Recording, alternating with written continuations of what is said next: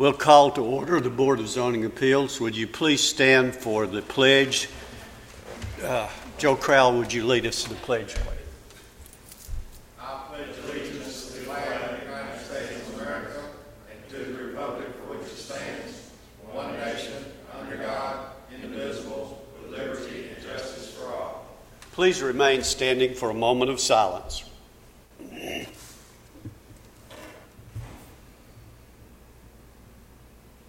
Thank you. Call the roll, please. Gary Farley. Here. Joe Crowell. Here. Jerry Sartain. Here. Shoto. Here. Michael Rather. Jared Barrett. Here. Zane Cantrell. Present. We have a quorum. All regular members are here and will be voting.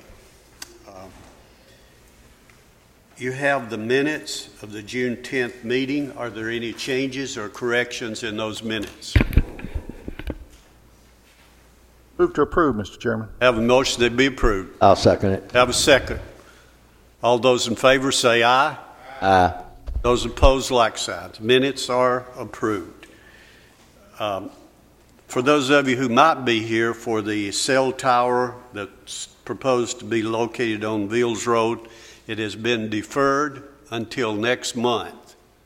The cell tower on Veals Road has been deferred until next month. The first item of business, we have a request by James Jacobs for the Barrow Pit. And this is an exception,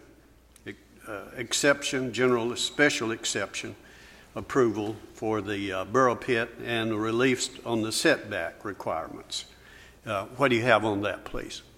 Thank you. Application 2015-29 is a request for temporary special exception approval allowing a burrow pit with relief from the setback and area requirements for burrow pits in the RM zone.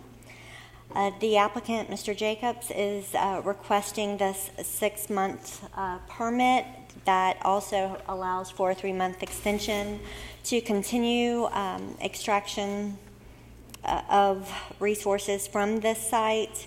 This is not the first time that we've seen this site. It's a 22-acre site along John Bragg Highway, and they have been receiving approval since August of 2011 for the removal of rock from this site. And as you can see, a portion of the site has already been disturbed by the excavation activities. On the front end, when they originally requested for the burrow pit permits, we knew that it would be multiple years for this request, that they would continually have to come before the board. We've not received any complaints recently regarding the activities on this site. There were some dust complaints or dirt on the road complaints about John Bragg. The applicant has cleaned that up. There was an unrelated complaint a couple years ago that had nothing to do with the activities on this site, but it was a neighbor who had been notified of this application and used that as a forum to speak to the board. We have recommended some conditions of approval. We listed them in our staff report and also discussed them at the pre-meeting. The remaining conditions that we would like the board to incorporate in its approval is that we receive an updated survey showing all utility easements and affecting the property, a bond for the reclamation of the site, a verification from any utilities regarding the excavation activities within the easement, an excavation schedule with estimated completion times, as well as the applying and issuance of a land disturbance permit. Staff has met with the applicant as well as Mike Hughes, the engineer, and he is aware of the conditions that we are recommending. These are photos of the site and surrounding area where we posted the signs along John Bragg and the rear access road of Woodcraft Road. And we have not received any calls regarding the signage or any notices that have gone out on this request this month. And this is the plan And that concludes our presentation. We have anyone here representing this request? If you'll come around, please, to the podium.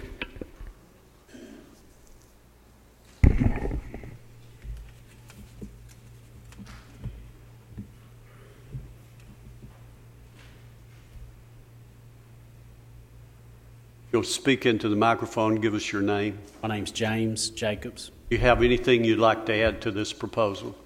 No, sir. All the things they was needing, we've got all those worked out, and we'll be giving them to the county probably next week sometime. You are aware of all the conditions that they're requesting, yeah. And how long have you all been working on at this site? Now, Early 2011, I think that's right. you were working on it originally. Yes, sir. Any questions from the board? You do agree with all the conditions then? Oh, yes, sir. Yes, sir. Gary? Turn your mic on. Originally, we talked about not using the road toward those houses. You guys are still not using that, Oh, right? no, sir. No, sir. Okay, thank you. Any other question? Thank you. You may be seated. We'll open this for a public hearing for anyone who'd like to speak on this request. Close the public hearing. Do we have a motion on it? I move we approve it with staff's conditions. Have a motion to be approved? Question? I second motion. Second. Question. The additional condition that he asked for, it's not listed on that, which was land disturbance permit. Does that include, is that in the motion? Yes. Okay.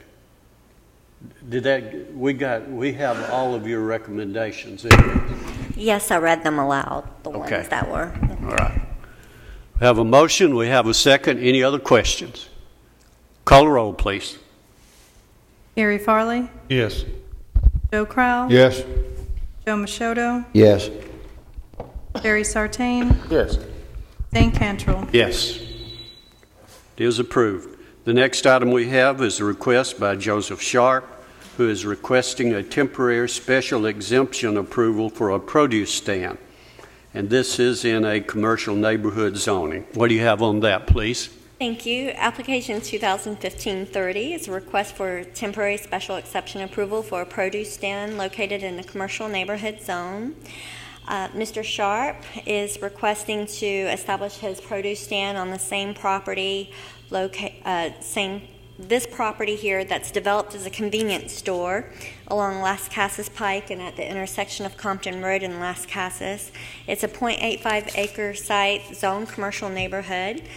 He would like to sell for 6 months beginning the 15th of July, and the details of his operation is outlined in the staff report. We have received numerous calls inquiring about the sign and the notices that were sent out to surrounding property owners. And once it was explained what the request was for, they indicated no problems with the request and no one indicated any opposition. Staff finds that it meets the requirements for temporary special exception and recommends approval. Do we have anyone here representing this request? If you'll come around, please, to the podium.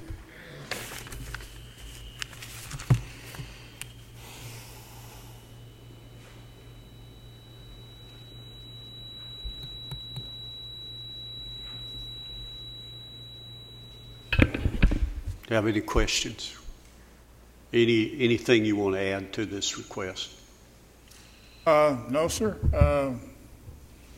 I had to do a lot of cleaning up, that's about all. Make it a lot better than what it was. Other than Have that, you operated a stand before, a produce stand? Have you operated one before? Yes, sir. Where is it? Where was it located? Ohio, before I moved down here over a year ago. Any other question? Thank you, sir. You may be seated. Thank you. We'll open this for a public hearing for anyone who'd like to speak on this request. Close the public hearing. We have a motion on it. Motion to approve, Mr. Chairman, with conditions. Have a motion to be approved. Do we have a second? Second. Got a second. Any other questions? Call the roll, please. Gary Farley, Yes. Joe Crowell, Yes. Joe Machoto, Yes. Jerry Sartain, Yes. Zane Cantrell, Yes, carries. is approved. Next item is a request by Patty Travis, and this is a special exemption for a mini storage business. And what do you have on that? And this is in a commercial service zone. Application 2015-31 involves a request for special exception approval for the establishment of a mini storage business upon a property located in the commercial services zone. The applicant is requesting to establish this mini storage on the property. It was recently rezoned last month to commercial services. During the process of going through the rezoning hearings, the board, the Planning Commission, as well as Board of Commissioners, they were aware that it was the applicant's intentions to construct a mini storage facility upon the property. Because mini storages are a conditional use in all zoning districts, with the exception of light industrial and heavy industrial, the applicant knew that they would have to go through these processes before during the rezoning. The area was just not appropriate for light industrial zoning. So commercial services was the zone that was closest to this property, which is demonstrated by the parcel to the south as the Dollar General site. It's a 6-acre site, and of course they would like to place multiple buildings as well as an office upon the property. It will have to meet all of the regulations that are established for mini storages. This will be demonstrated during the site plan review process, at which they will take into consideration access roads, the driveway widths, building size, setbacks, screening, stormwater. All of those items will have to be represented on their site plan and meet all the county standards before they can actually pull a permit to construct the facility. We have received a few informational calls regarding this request. However, no one has indicated any opposition. And we've posted signs along the property. These are photos of the property. Now, the area that's highlighted in green on the aerial photograph is not representative of the area that's actually going to be developed as the mini storage. It's only going to be a portion of that larger tract. However, I'm assuming that they wanted to get all the approvals in place before they go through the subdivision process. So they will have to receive site plan approval from the Planning Commission before it can be developed and get subdivision plat approval. It's doubtful that will be a major plat, though. And staff recommends approval with conditions, and that concludes our presentation. Do we have anyone here representing this request? You'll come around, please. You'll give us your name and any additional information. My name is Patty Travis, and she, verbatim explained it. Exactly the last map she showed, it's not that whole plat there. It's just more of an L shape. It's going to be, more or less excluded. Kind of out of the way. You would access the entry on Central Valley Road, and so that's about all that I have. Any questions? Ms. Travis, can you explain how large the facility is going to be? I think it says here 53,000 square Right. feet. What number of units are going to be on this? Still waiting on my final site plan, but I'm going to have a combination of inside storage and then outside parking and covered parking. So not all of it will be enclosed. But, I do have, evidently, the capability of having that much. I just don't know if at this time whether I'm going to do it all at one time or not. But it's going to have inside storage, climate control, and outside parking and covered parking. What do you anticipate the size of the vehicles that will be coming in there and dropping off? Right. I'm looking toward over at Liberty Valley, Liberty Station, different places that have restrictions for their like motorhomes, pontoon boats, fishing boats. Those are the type. I'm not looking for commercial type, 18-wheelers or nothing like that, dump trucks or anything like that. And the reason I'm asking these questions is I'm kind of got an issue because the road is so narrow, and it being the possibility of there being such a pretty good sized facility. And I just want to make sure that, because it says in here, the applicant states that the proposed business is not a retail business, but will not generate the volume of traffic associated with retail stores. But may not be the volume, but it's the kind of traffic that's concerning me with the road issue is why. Because it talks about the health and safety and welfare, that we need to protect that area. So that's the road being narrow with the type of traffic is a concern I've got right now. I just want to let you know that up front. Joe, do you have a question? Okay. Jerry? Yes, ma'am. So if you have the motorhomes that people can't keep at their home, and so that's why you're wanting to have those to store there. So would it be your plan that your gate, in other words, those vehicles will be able to get completely off the road before they had to stop for the gate? In other words, it's not going to be turned sitting in the road waiting to get in. It's set off. I know that's hard to see, that photo up there, but there's, the gate is kind of set back. I don't know if that little squiggly line, if you can see that or not. Okay.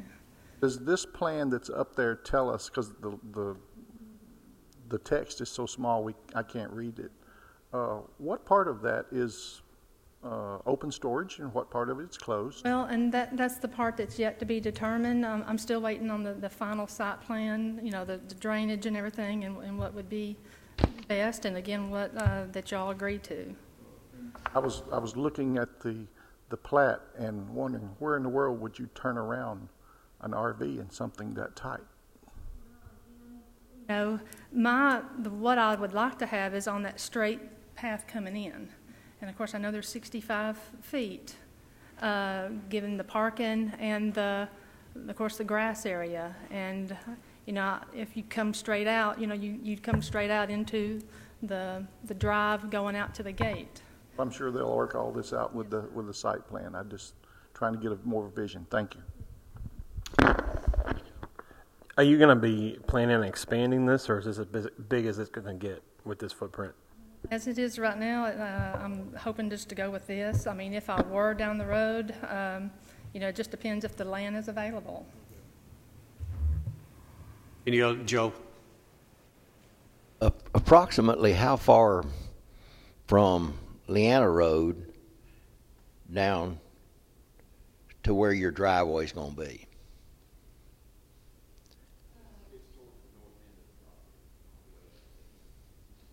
Okay, it's on the far end of this property layout. And they're not taking the whole parcel. It's going to be an L piece that's going to be carved off. Okay. I think there's a lot of questions, and I think there's a lot of answers that you need too before the. One thing that I think is going to be important is for you folks to build turn lanes into this site. Now, that will be determined, I think, once you get to the site plan review. I think what one of the questions here is referring to, you can't just come in off of the road and then turn into it, especially if you've got a lot of traffic coming in there. So it's probably going to require some work on a turn lane for you all to have there.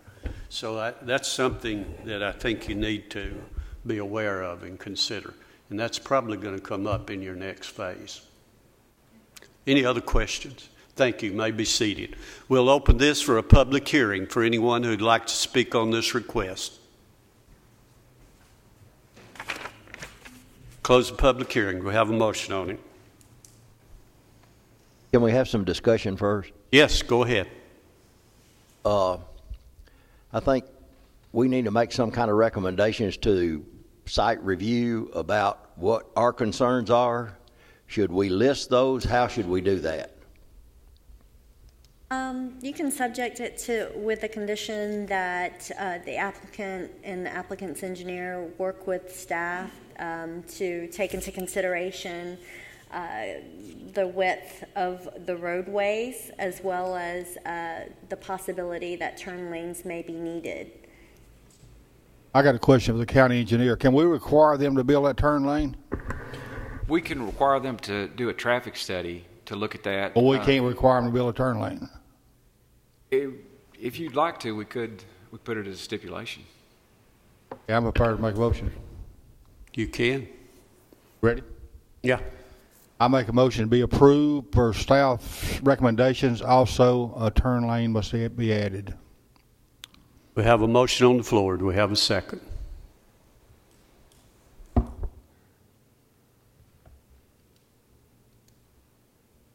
I'll second it. Have a second. Any further discussion on this? I like the idea of a turn lane, but right now, I don't have enough information for me to be willing to sit here and I would like to see them get their stuff worked out. And because if I don't know how this vote's going to go, I may be the only dissenting vote. But if this fails, how much time do they have where they can come back? Oh, I believe it's 6 or 9 months. I don't know. I'm just thinking out loud for the benefit of the applicant. I'd like to have a little more information, and I'd hate to see it turned down, and we get the information that I'm looking for. So, if the motion that's on the floor right now, I couldn't support, but I could be willing to look for some more information. Jerry? Pardon? You need more information. One thing that I think we can do on this is let the site plan people look at that and decide instead of us. As narrow as that road is, with RVs coming in, they need a turn lane there. I kind of agree with you, but what they're going to have to do is determine by review on whether that's going to be necessary or not, I think, Joe. Okay. If you want to change it. We could make that as a recommendation for the site plan people to take a good close look at it. That's a concern that we have, but we just don't have enough information. Okay, I'll change my motion to that effect then. Okay, we have that would just be a recommendation for the site plan people to look at that. Okay, we have that motion on the floor. I'll second that. We have a second. Okay, call the roll, please. Gary Farley, No. Joe Crowell, Yes. Joe Machado, Yes. Jerry Sartain, Yes. Thane Cantrell. Yes. And I just want to clarify. Approved. Do we have any other business? Can I clarify the motion? That's a motion to approve subject to the condition that the applicant and the applicant's engineer meet with staff during the site plan process to determine the need for traffic improvements, which may include a turn lane. Yes. Okay. That's it. That's up for you all's review. Okay. Any other business? Do you have anything else for us? No, sir. We are adjourned. Thank you.